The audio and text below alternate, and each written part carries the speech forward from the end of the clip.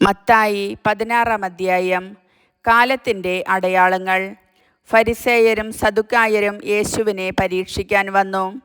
തങ്ങൾക്ക് സ്വർഗത്തിൽ നിന്ന് ഒരു അടയാളം നൽകണമെന്ന് അവർ അവനോട് ആവശ്യപ്പെട്ടു.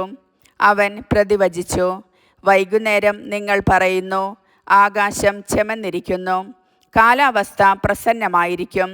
രാവിലെ നിങ്ങൾ പറയുന്നു, ആകാശം ചെമന്ന് മൂടിയിരിക്കുന്നു, ഇന്ന് കാറ്റും കോളും ഉണ്ടാകും. ആകാശത്തിൻ്റെ ഭാവഭേദങ്ങൾ തിരിച്ചറിയാൻ നിങ്ങൾക്ക് കഴിയുന്നു. എന്നാൽ കാലത്തിൻ്റെ അടയാളങ്ങൾ തിരിച്ചറിയാൻ നിങ്ങൾക്ക് കഴിയുകയില്ലേ? ദുഷിച്ചതും അവിശ്വസ്തവുമായ തലമുറ അടയാളം അന്വേഷിക്കുന്നു.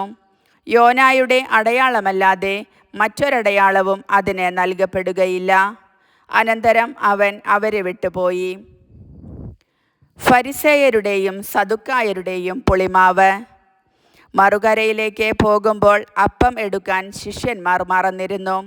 യേശു പറഞ്ഞു, ശ്രദ്ധിക്കുവിൻ, ഫരിസേയരുടെയും സദുക്കായരുടെയും പുളിമാവിനെ സൂക്ഷിച്ചുകൊള്ളുവിൻ.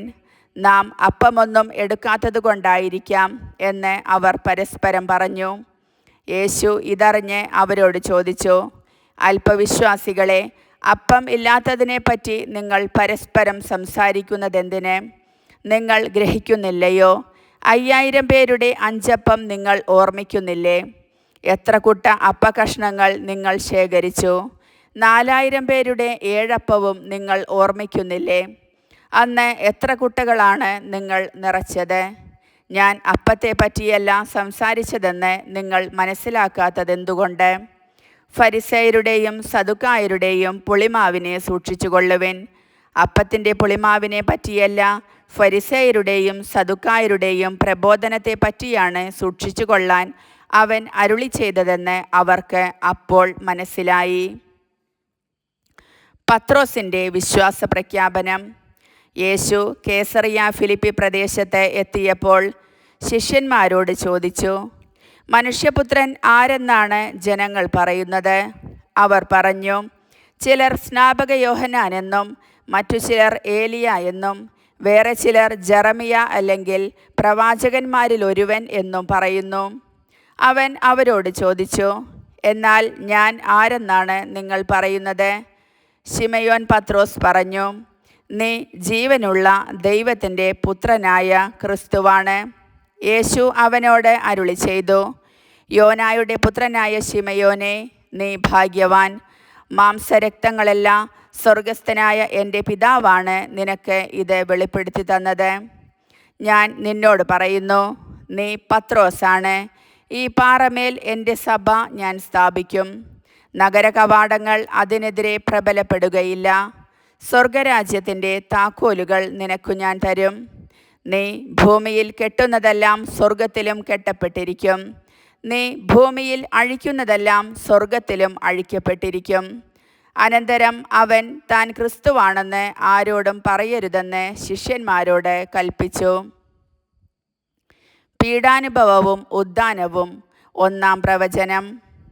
അപ്പോൾ മുതൽ യേശു തനിക്ക് ജെറുസലേമിലേക്ക് പോകേണ്ടിയിരിക്കുന്നുവെന്നും ശ്രേഷ്ഠന്മാരിൽ നിന്നും പ്രധാന പുരോഹിതന്മാരിൽ നിന്നും നിയമജ്ഞരിൽ നിന്നും വളരെയേറെ സഹിക്കേണ്ടി വരുമെന്നും താൻ വധിക്കപ്പെടുമെന്നും എന്നാൽ 3-ാം ദിവസം ഉയർപ്പിക്കപ്പെടുമെന്നും ശിഷ്യന്മാരെ അറിയിച്ചു തുടങ്ങി.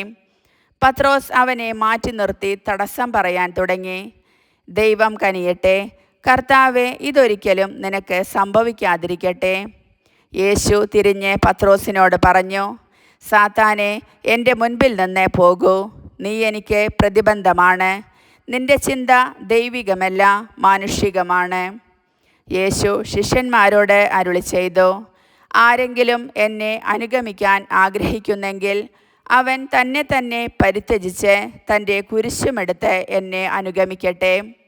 സ്വന്തം ജീവൻ രക്ഷിക്കുവാൻ ആഗ്രഹിക്കുന്നവൻ അത് നഷ്ടപ്പെടുത്തും. എന്നാൽ ആരെങ്കിലും എനിക്ക് വേണ്ടി സ്വജീവൻ നഷ്ടപ്പെടുത്തിയാൽ അവൻ അത് കണ്ടെത്തും. ഒരുവൻ ലോകം മുഴുവൻ നേടിയാലും സ്വന്തം ആത്മാവിനെ നഷ്ടപ്പെടുത്തിയാൽ അവന് എന്തു പ്രയോജനം? ഒരുവൻ സ്വന്തം ആത്മാവിനു പകരമായി എന്തു കൊടുക്കും? മനുഷ്യപുത്രൻ സ്വപിതാവിൻ്റെ മഹത്വത്തിൽ തൻ്റെ ദൂതന്മാരോടൊത്ത് വരാനിരിക്കുന്നു. അപ്പോൾ അവൻ ഓരോരുത്തർക്കും താന്താങ്ങളുടെ പ്രവൃത്തിക്കനുസരിച്ച് പ്രതിഫലം നൽകും.